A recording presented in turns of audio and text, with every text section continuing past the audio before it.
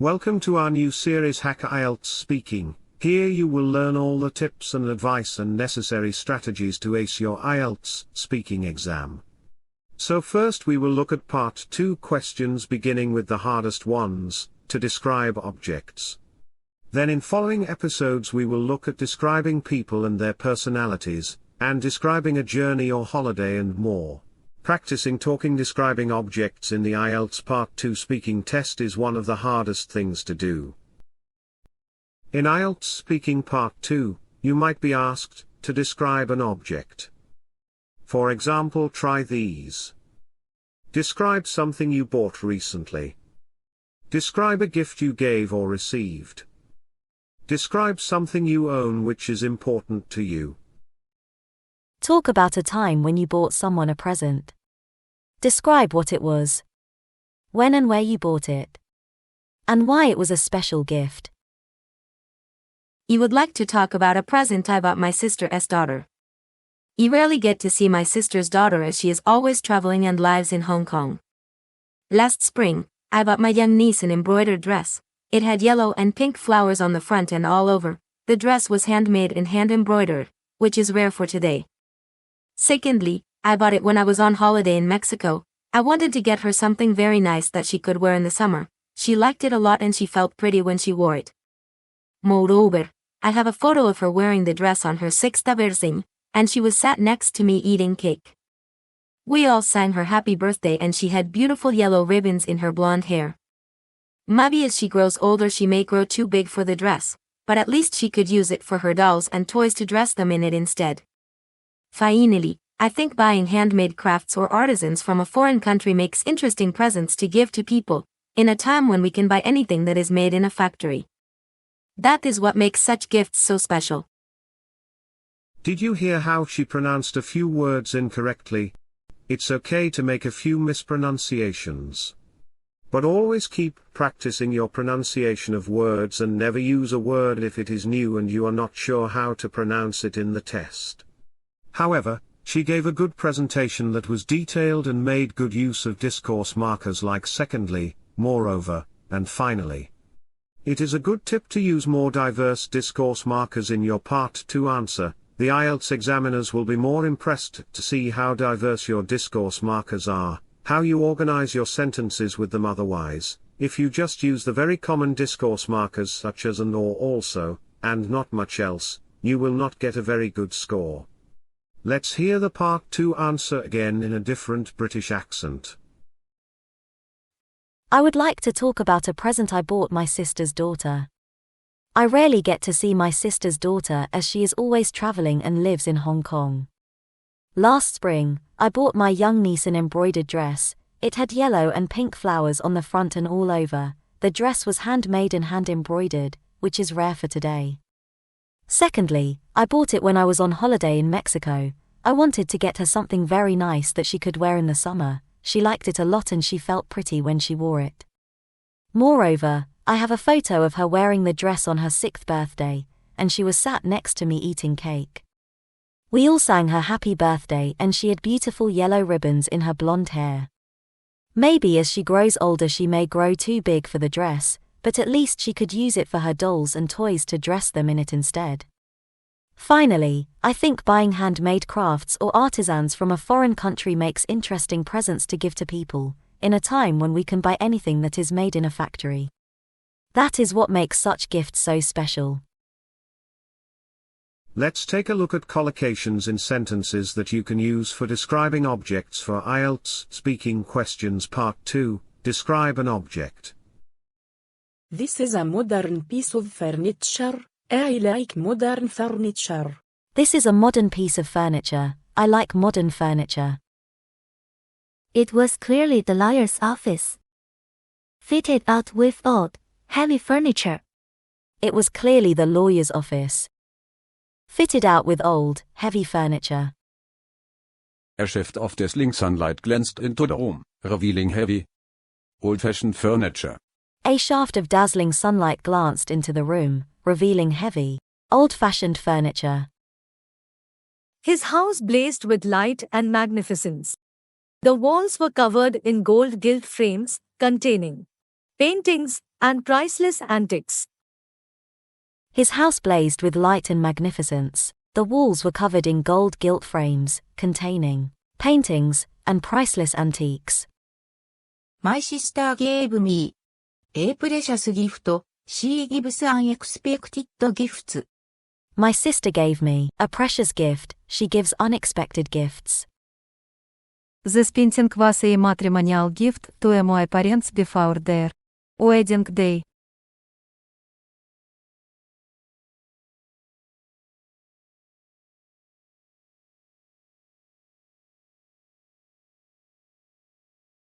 This painting was a matrimonial gift to my parents before their wedding day.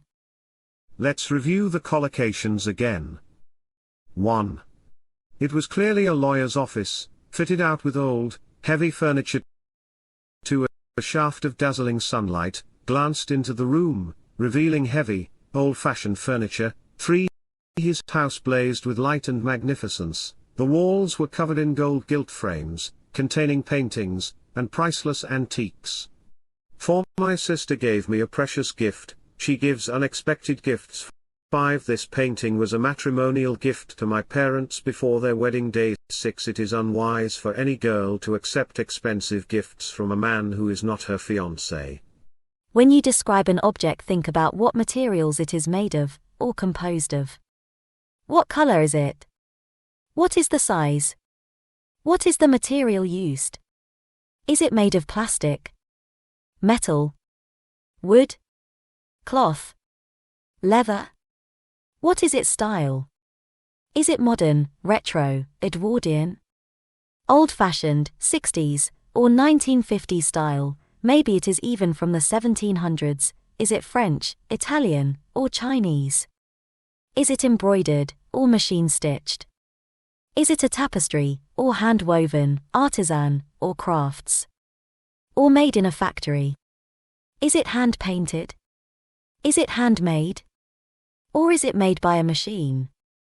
Is it expensive? Is it user-friendly? Can you describe what a watch looks like? Certainly.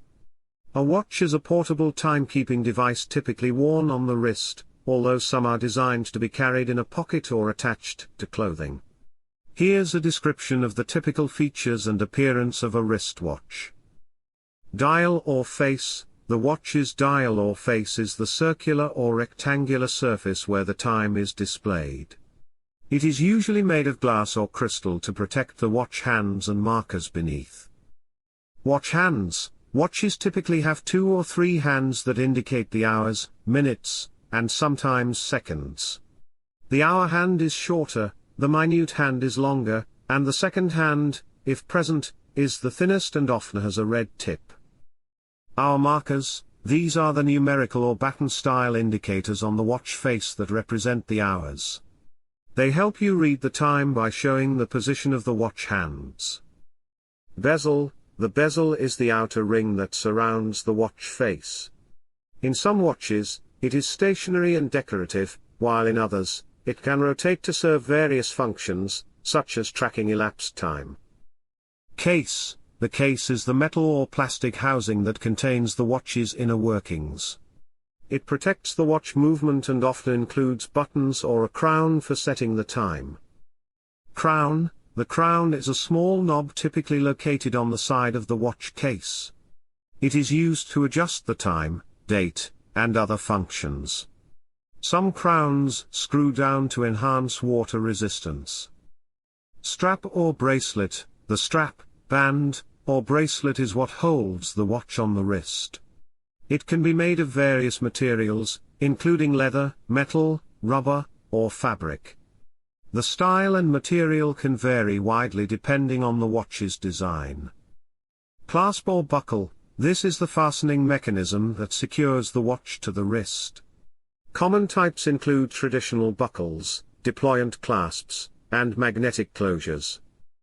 Lugs. Lugs are small, protruding pieces on either side of the case that connect the case to the strap or bracelet. They come in various shapes and designs. Watch face features. Some watches have additional features on the face, such as date windows, day of the week displays, chronograph subdials, and luminescent markers for nighttime readability. Watch back. The back of the watch case can be transparent, exposing the movement, or solid, depending on the design. It often includes information about the watch's specifications and water resistance. Indicators and subdials. Depending on the watch's purpose, it may have various indicators, subdials, and markings for functions like measuring speed, distance, or elapsed time. Size. Watches come in various sizes, from small and delicate styles for formal occasions to larger, sportier designs for outdoor activities. Design. The design of a watch can range from elegant and minimalist to bold and sporty, with a variety of colors, materials, and decorative elements to suit different tastes and occasions. Water resistance. Some watches are designed to be water resistant, with different levels of protection against moisture. Water resistance is often indicated on the watch dial. Brand and logo. Many watches prominently display the brand name and logo on the dial or elsewhere on the watch. Keep in mind that watch designs can vary significantly, and there are countless styles and variations to cater to different preferences and purposes. Can you describe what a bicycle looks like? Certainly. A bicycle is a human-powered, two-wheeled vehicle designed for transportation and recreation. Although today, you can now also find electric-powered bicycles. Here's a description of the typical features and appearance of a bicycle. Frame. The central structure of a bicycle is the frame, which is usually made of metal, such as steel, aluminum, or carbon fiber, or occasionally, of other materials like bamboo. The frame consists of a top tube, down tube, seat tube, and chainstays. It forms the backbone of the bike and provides structural support. Wheels. Bicycles have two wheels, one at the front and one at the rear. The size of the wheels can vary, but common sizes are 26 inches, mountain bikes, 27.5 inches, common on some mountain and hybrid bikes, and 700c, standard on most road bikes. Each wheel consists of a hub, spokes, and a tire. Tires. Bicycle tires are typically made of rubber and vary in tread pattern and width depending on the type of bike. Road bikes have narrower, smoother tires for speed, while mountain bikes have wider, knobby tires for off-road traction. Handlebars. Handlebars are mounted on the front of the frame and provide a grip for steering. There are various types of handlebars, including drop bars, common on road bikes, flat bars, common on mountain bikes, and upright bars, common on city and cruiser bikes. Brakes. Bicycles are equipped with brakes to control speed and stop the bike. Common brake types include rim brakes, using pads on the wheel rims, and disc brakes, using a rotor and caliper system. Pedals. Pedals are attached to the crank arms and provide a platform for the rider's feet. The rider pushes down on the pedals to propel the bike forward. Cranks and chainring. Crank arms connect the pedals to the chainring, which is a toothed wheel that engages with the bicycle chain. As the rider pedals, the chainring turns, driving the chain and turning the rear wheel. Gears and derailleur. Most bicycles have a system of gears that allow the rider to adjust the resistance and speed. Derailleur are devices that move the chain between different sized chainrings and cogs on the rear wheel to change gears. Saddle. Seat. The saddle is the seat of the bicycle, and it's where the rider sits. Saddles come in various shapes and sizes for comfort and performance. Seat post. The seat post is a tube that attaches the saddle to the frame. It can often be adjusted to change the saddle's height, allowing riders to find a comfortable riding position. Chain. The chain is a crucial component that transfers power from the pedals to the rear wheel. It consists of interconnected links. Front fork. The front fork is the part of the frame that holds the front wheel. It often includes suspension on mountain bikes to absorb shocks from rough terrain. Kickstand. Some bicycles have a kickstand, a metal or plastic support that extends from the frame to keep the bike upright when parked. Accessories. Bicycles may be equipped with various accessories, such as fenders, racks, lights, bells, and water bottle holders, depending on the rider's needs and intended use. Paint and graphics. Bicycles often have colorful paint schemes and graphics that vary by brand and model, adding to their visual appeal. Reflectors. Reflectors are often installed on the front, rear, pedals, and spokes of the bicycle to enhance visibility and safety, especially when riding in low light conditions. Bicycles come in a wide range of styles, including road bikes, mountain bikes, hybrid bikes, city bikes, and more, each designed for specific purposes and terrain. Riders can also customize their bicycles to suit their preferences and needs. Now you can use discourse markers and collocations to describe some objects such as furniture, a watch and a bicycle in great detail. Keep practicing and expanding your vocabulary. Well done for getting to the end of this class. If you would like a private lesson and evaluation for your IELTS speaking test, you can have the chance to work with a British teacher with over 14 years of teaching experience, to give you an exact IELTS speaking test score, as well as feedback on your strengths and weaknesses and what you can do next to improve. Contact us below to set up a Zoom class.